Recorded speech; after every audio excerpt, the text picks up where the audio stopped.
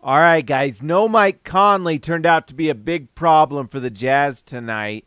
Let's talk about the Clippers. Let's talk about the Jazz. It's the Hoops Nerd postgame show. It's late. Let's talk about it.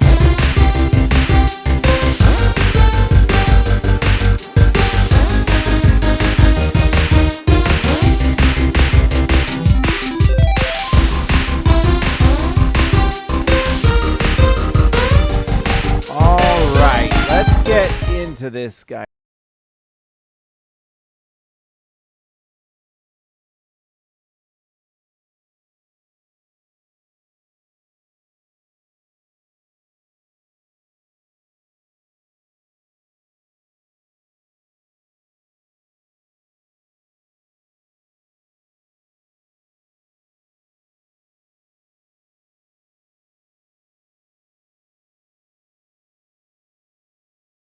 Oh, no! Oh, I muted myself. Wrong thing. I was supposed to mute the desktop. Okay, I'm back. I'm sorry. I'm sorry. I'm sorry. I'm sorry. Anyways, I'll start over. The Utah Jazz were great. I've thrown myself off. All right. So the Los Angeles Clippers didn't have Paul George, and it didn't matter. They are a spread out team. They are well coached by Ty Lue, and they dominated the Utah Jazz. Thank you guys, by the way, for letting me know. Let's see. Let's just get into this. Kawhi Leonard was back for the Clippers, and he was a plus 12. You could feel his presence on the floor. They just played him 23 minutes, and that's all they needed to beat the Jazz. It's crazy what his impact is when he is on the floor and he is playing well. And I know he shot. Let's bring up the display here and let's bring me down. I know he shot just 4 for 11. He didn't hit a 3, but he was a plus 12. He had 5 assists. 8 points, 5 assists. He just impacts the game in a huge way. It opens things up for everyone else. Kawhi is incredible. He's a Hall of Famer, and there's a reason why he's won so much, because of the defense, because of what he does at bending defenses when he's playing on offense. He's just remarkable. And so if he can get 100% healthy, and this Clippers team can be healthy with Paul George coming back, hopefully he comes back soon. I don't know what the injury was for him. Let me know in the comments. But if they can get a healthy Kawhi Leonard, a healthy Paul George, then this team, why can't they be the title favorites? They are so talented. And when you consider the depth that they have and the spread offense, I mean, John Wall looked really good tonight. He was 5 for 10 from the field, 50% from 3. He had 8 assists, just really, really good for the Clippers. They just have so many different options. They started Terrence Mann, who just is the Jazz fans, he is the kryptonite for Jazz fans. Tonight he was 3 for 5. He's big, and I think that's one of the things about this Clipper team is they're just big at every position. You know, Reggie Jackson, who had a monster night tonight, 27 points. He was 10 for 20 from the field, 3 for 7 from 3. But he's also just big. And then you have Terrence Mann, Marcus Morris, who's just a physical beast. They're just a tough team. And when Paul George comes back, if they have Kawhi Leonard healthy, I don't see why they don't have a real shot at winning the title. 100% they do. All right, guys, I don't know how long we'll talk about this, but before we talk about the Jazz, let's do a little promo for Prize Picks. Tonight, guess what? I did 2 Prize Picks tonight for the same thing. I did the over on Jordan Clarkson, and I did the over on Reggie Jackson because Paul George was out, so I was like, well, someone's got to score. And they had the over-under for Reggie Jackson at 14. I was like, are you kidding me? He doubled it. That was easy. And then for Jordan Clarkson, it was plus or minus 20. But with Mike Conley out, I went with Jordan Clarkson on the over on 19.5. He scored 26. So nice. I did it twice, and it worked. So we're back in business, baby, with Prize Picks. And you can too. Go to prizepicks.com. Sign up today. Use promo code HoopsNerd. They'll match you up to $100. It's free money. It supports the channel. Thank you guys for doing it. Be responsible, but have fun. It honestly, if the Jazz start tanking, it's a fun way to stay kind of engaged. So, Anyways, go to Prize Picks. Use the promo code. Sign up. Why do they keep switching my dumb computer, guys? Anyways, this Jazz team, they just really, really, really missed Mike Conley. Laura, let's talk about some good thing. Well, let's just talk about Mike Conley. It was really, really obvious this game from the get-go that without Mike Conley, there's not really a point guard on this team. I thought Talen Horton-Tucker would start. Instead, Will Hardy started Colin Sexton, and honestly, that was a mistake. That was a mistake. Colin Sexton is just not a point guard. I mean, maybe he can develop into that, and maybe that's why they played him tonight, because maybe they figured, well, Colin Sexton's on this team for a long time, so we want to develop him. But, man, he just does not really have the vision to be a point guard. He just doesn't. Now, does it mean that Colin Sexton is a bad player? No. Colin Sexton's helped the Jazz. Like, there's been a couple games this year that Colin Sexton has been the big piece of helping this Jazz team win.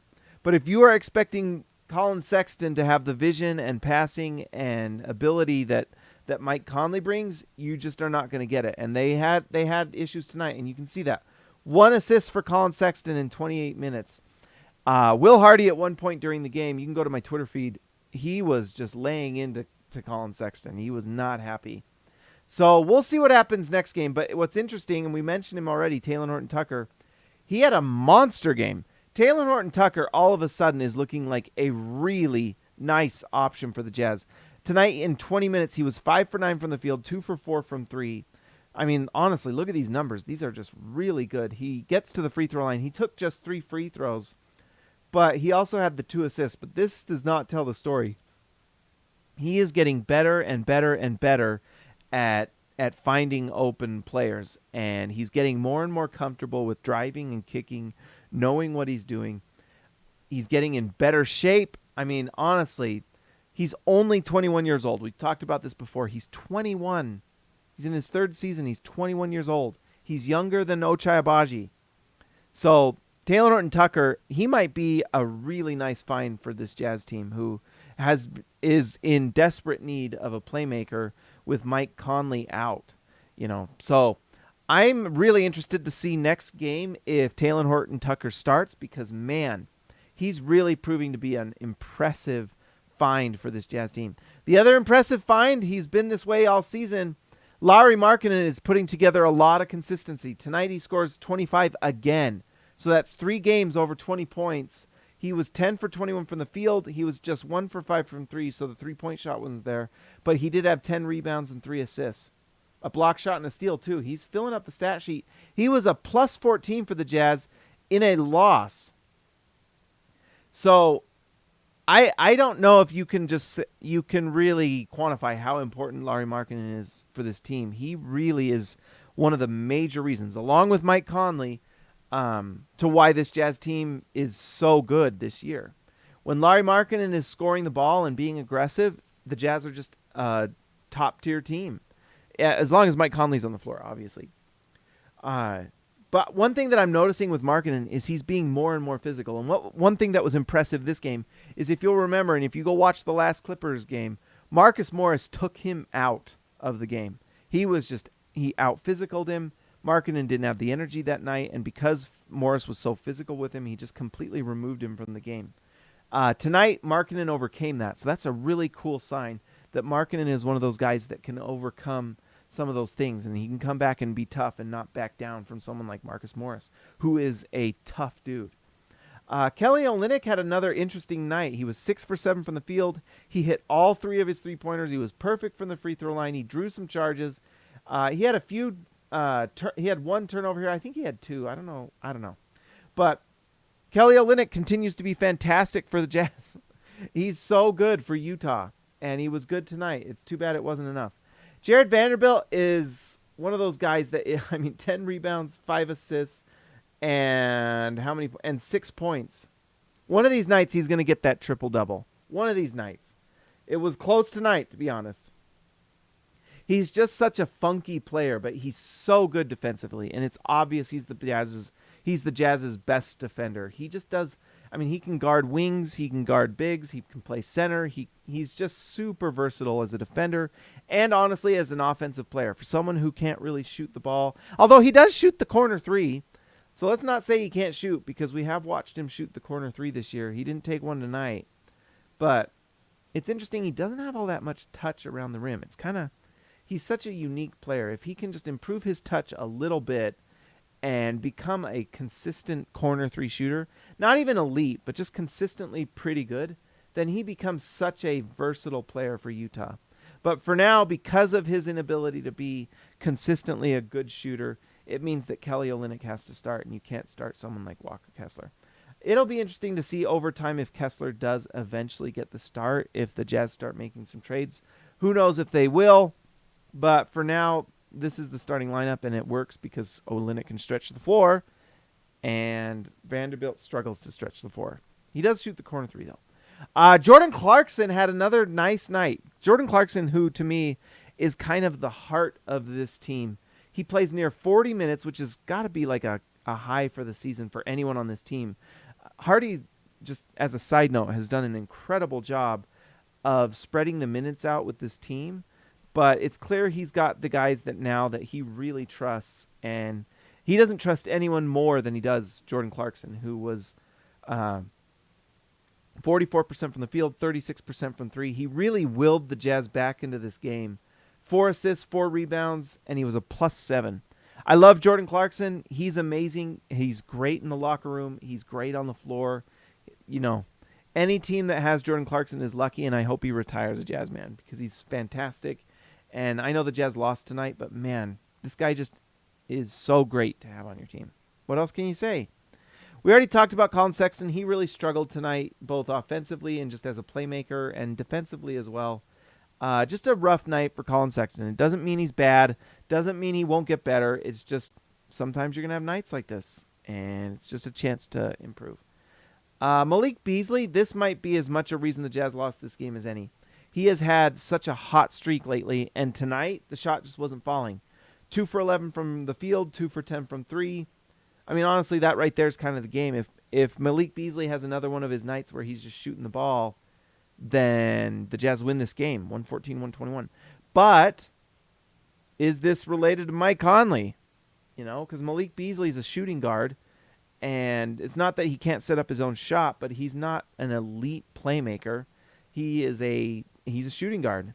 And so it's interesting to me that Mike Conley doesn't play, and it has this effect. It makes you wonder, like, can Malik Beasley improve next game, or is his game really dependent on Mike Conley? I mean, honestly, without Mike Conley, does this all fall apart, or can the Jazz figure it out? These next 2 weeks are pretty crucial for this Jazz team in terms of if you're rooting for this Jazz team to win, which I think we all are, you know. But, man, things can change really fast in 2 weeks. And if a lot of these guys are that dependent on Mike Conley, then maybe you do need to start thinking about trading Conley to develop these guys and get a better pick. I don't know. It's just one game, so that's it. It's one game, but he's going to be out for a week or two. And so in 2 days when we watch the Jazz take on the Detroit Pistons, something to watch.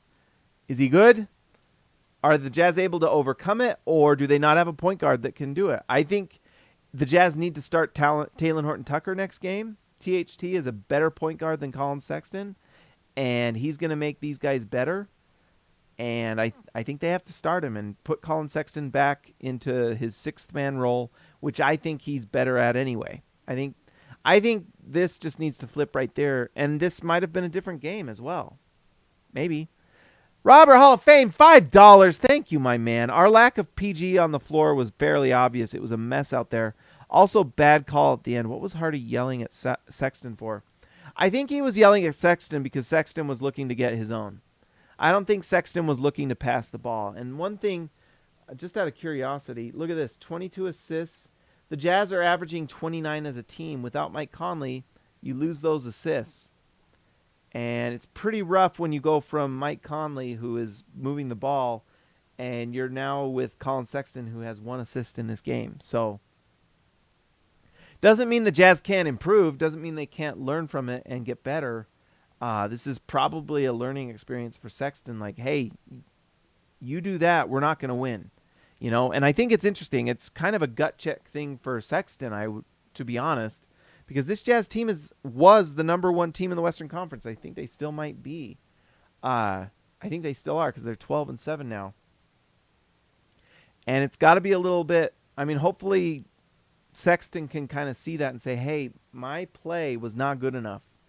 And this team was winning before, And so it's directly correlated. It doesn't mean it's all Sexton's fault because, there were other things that happened that weren't very good. Malik Beasley had a really off shooting night. So that's part of it as well. Nickeil Alexander-Walker was horrific. He was really bad. -14. Look at that. -14 Malik Beasley, but that's probably related to the fact that Beasley was sharing the floor with Alexander-Walker, who was really bad. 1 assist to 3 turnovers, and that last turnover from Alexander Walker was awful. Let's watch it. It was so bad. It was like, wow. Oh no, it's not loading. Let's try one more time. My internet's been weird at my house lately, guys. Oh, there we go. Look at this last one was just like, it was the end of the night. No. All right. Well, never mind.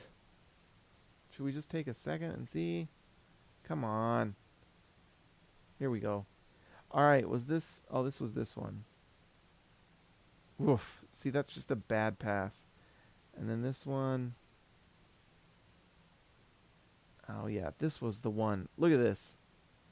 Wow, man. Just like a mile over his head. And then I guess he turned it over here. I don't even see. Oh, that's not his fault. But those 2 passes were awful. Those 2 passes were terrible. They were so bad. So this was also part of the reason why the Jazz lost and you missed Mike Conley. Because when you don't have Mike Conley and it means more Nickeil Alexander-Walker minutes, pretty rough. I'd rather see Ochai Agbaji, to be honest. Robert Hall, $2 more. My man. Thank you, Robert Hall. I appreciate you, man. I'm loving THT, pronounced THT. I agree. He's fantastic. Guys, I think that's all I got tonight. I am exhausted. I hope you guys all get a good night's sleep tonight. I know I will. But before we go, you know what time it is. You know what time it is. Is that... It's not even playing. There we go. All right. You know what time it is, guys. It's late at night. The Jazz lost, but you chose to be here, so I thank all of you.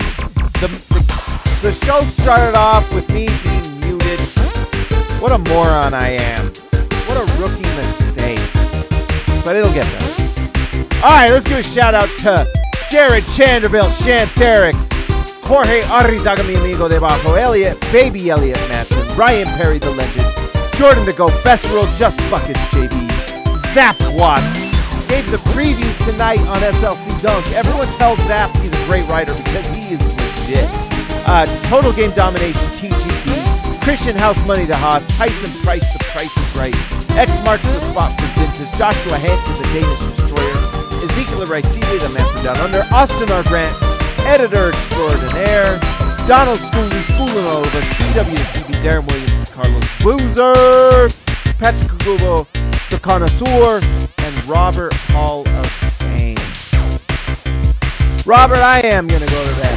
I'm not going to lie. I'm tired. I bet you guys are too. But that was a fun game. I'm really interested to see if Talen Horton-Tucker starts next game because I think it's pretty obvious he should if you want to win the game. People accuse me of not wanting the Jazz to win the game. Maybe. But I can't help but analyze, and my little analysis is that Talen Horton-Tucker should be starting. He sets the table better than anyone else, you know? And so you need that guy that can set up his teammates and get them easier shots, and he can absolutely do it. And so I think they need to play THT. I I hope he's in game shape enough to last 36 minutes because that's what they're going to need. They played him just 20. Is that a game shape thing? I don't know. Maybe that's part of why Colin Sexton started, but they need Talen Horton-Tucker. Talen Horton-Tucker, you're my only hope. All right, guys, if you haven't already, like and subscribe to the channel. If you want to support the channel, hit the join button. When is the next game? I think it's the day after tomorrow. EW. So, same time, same place, right? We'll be here. I'll be here. Next week is Thanksgiving. I hope all of you have an incredible Thanksgiving and have a really nice meal. I'm going to be going to Idaho, so I may be doing this from my phone. So we'll see. So I may not be able to do the shout-out, which makes me sad because I love doing the shout-out. But guys, like I said, like and subscribe to the channel. Join it if you can. I will talk to you next week. Is it this week? Yeah, it's this week. Thanksgiving's on Thursday. What's going on? I'm tired.